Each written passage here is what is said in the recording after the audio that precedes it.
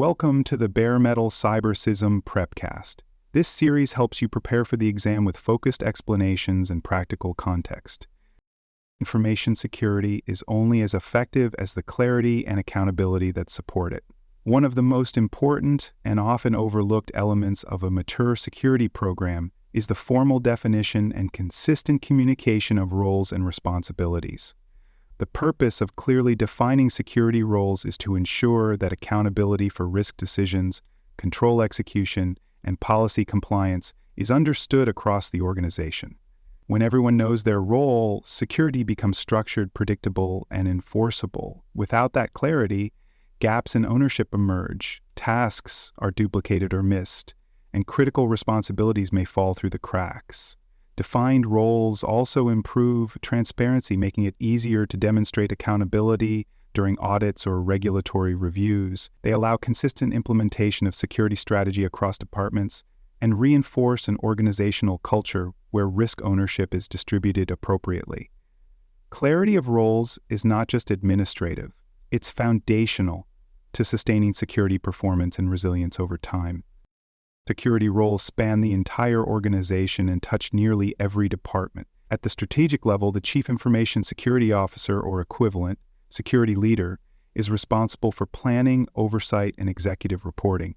This role defines the vision, sets priorities, and ensures governance alignment.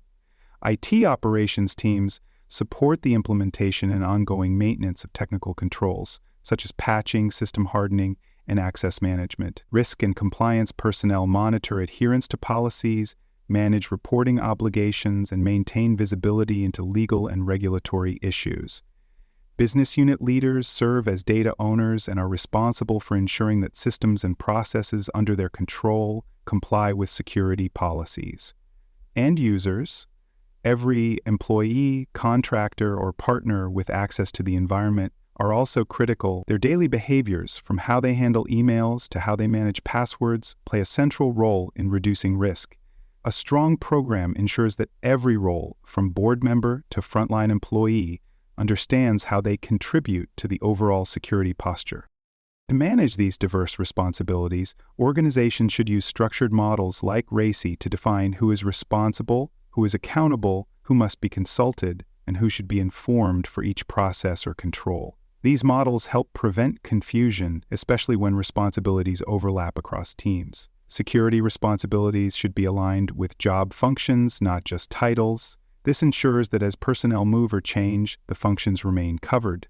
Operational responsibilities may include daily tasks such as log review, patch application, or user provisioning, while strategic roles include risk acceptance decisions, investment prioritization, and policy development.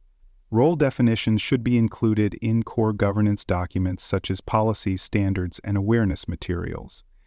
In today's environments, especially those with hybrid and cloud-based architectures, it's critical to address shared responsibilities. For example, in a cloud model, responsibility for security may be split between the organization and the provider.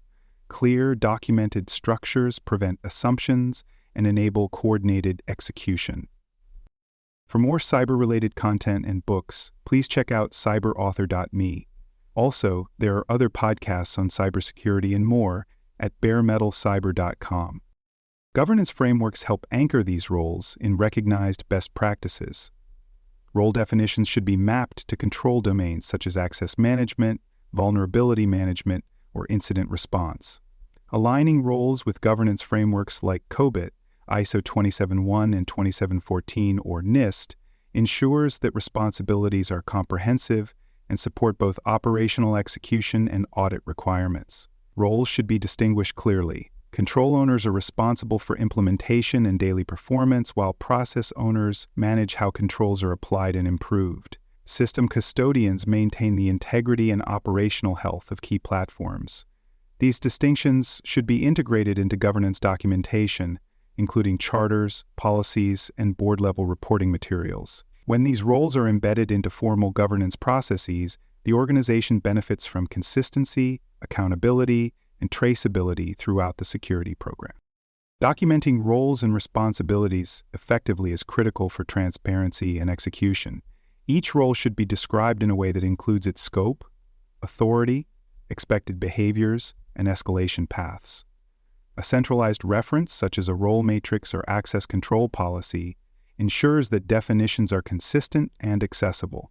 Documentation should include version control, review cycles, and linkage to policy enforcement mechanisms. These records should be maintained in collaboration with human resources, with cybersecurity expectations formally included in job descriptions and performance management systems. The documented roles must be aligned with the actual organizational structure. If job changes or restructuring occur, the security role documentation must be reviewed and updated to avoid drift. These records also support onboarding, training, and workforce planning, ensuring that the right resources are in place to support program execution. Communicating these roles is just as important as defining them. New employees should be introduced to their security responsibilities during onboarding with tailored guidance depending on their function. When role changes occur, such as promotions or transfers, security responsibilities should be re-emphasized. Awareness training programs should include not only general expectations but also role-specific responsibilities. Visual tools like swim lane diagrams, RACI charts, or heat maps can help teams understand how accountability flows across departments. Communication must also be endorsed and modeled by leadership. When leaders visibly respect and reinforce security roles, others follow. Communications should be tailored by audience. Executives need strategic context, staff need practical guidance, and third parties need contract-linked expectation. A one-size-fits-all approach will not work. Clear, contextual, and recurring communication is required to keep roles visible and understood. Assigning ownership is essential for creating operational accountability. Organizations must designate data owners who are responsible for data classification, access decisions, and retention policies. System owners must oversee platform-level controls, performance, and upgrade paths. Control owners are responsible for execution, whether that's configuring logging or managing third-party risk assessments. These roles should come with defined decision rights and responsibilities. Acknowledgement processes should be used especially in high-risk domains like risk acceptance or control exception management. Owners should be asked to confirm, in writing, their understanding of their responsibilities. Performance reviews, access controls, and role-based monitoring can all be used to enforce accountability. Security and compliance teams should periodically verify that designated owners are fulfilling their duties and flag any discrepancies. Lapses, neglect, or noncompliance must be escalated through governance channels so that accountability is maintained. When role ownership is taken seriously, the entire program becomes more stable and scalable. As organizations evolve, role definitions must be continuously reviewed and refined. Periodic assessments should be conducted to identify unclear, overlapping, or missing responsibilities. Interviews, surveys, and audit findings can all be useful sources for discovering where confusion or conflict exists. In cases where functional priorities compete with security requirements, for example, between speed of deployment and control enforcement, role clarity can help resolve tension. As systems, business processes, and threats evolve, so too must role assignments. New roles may emerge, such as DevSecOps leads or cloud compliance coordinators, while legacy roles may need to shift focus. Engaging stakeholders in the refinement process ensures buy-in and leads to more effective definitions. Role definition must be treated as an iterative, living element of the security program, not a one-time documentation exercise. Role-based security is not just about accountability, it's about optimization. Access control systems, training programs, and detection tools should all be aligned with role definitions. For example, least privilege enforcement depends on knowing who needs access to what and why.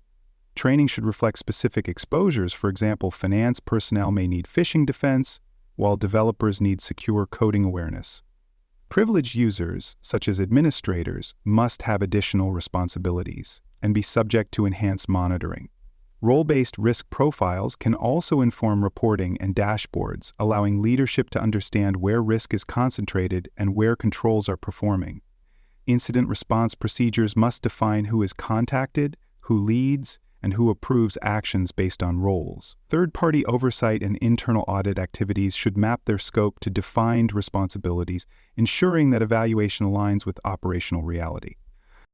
Sustaining awareness of roles and responsibilities requires continuous reinforcement. Role awareness should be revisited annually through compliance attestations, training renewals, and policy acknowledgments. Security teams should use audit reviews, incident investigations, or organizational changes as triggers to review and refresh role definitions. Departments or individuals who demonstrate strong ownership by responding quickly, enabling audits, or supporting training should be recognized. Recognition may take the form of internal awards, visibility in leadership reports, or inclusion in strategic discussions. Stakeholders must also be invited to shape and refine role definitions over time, ensuring that the documents reflect how work actually gets done. Most importantly, accountability must be visible. Leadership communications, team meetings, and performance reviews should all reinforce that roles and responsibilities are not optional, they are foundational. When role clarity becomes part of the security culture, it builds a stronger, more adaptable program that can scale with the organization and respond to emerging threats with confidence. Thanks for joining us for this episode of the Bare Metal CyberSysm Prepcast. For more episodes, tools, and study support, visit us at baremetalcyber.com.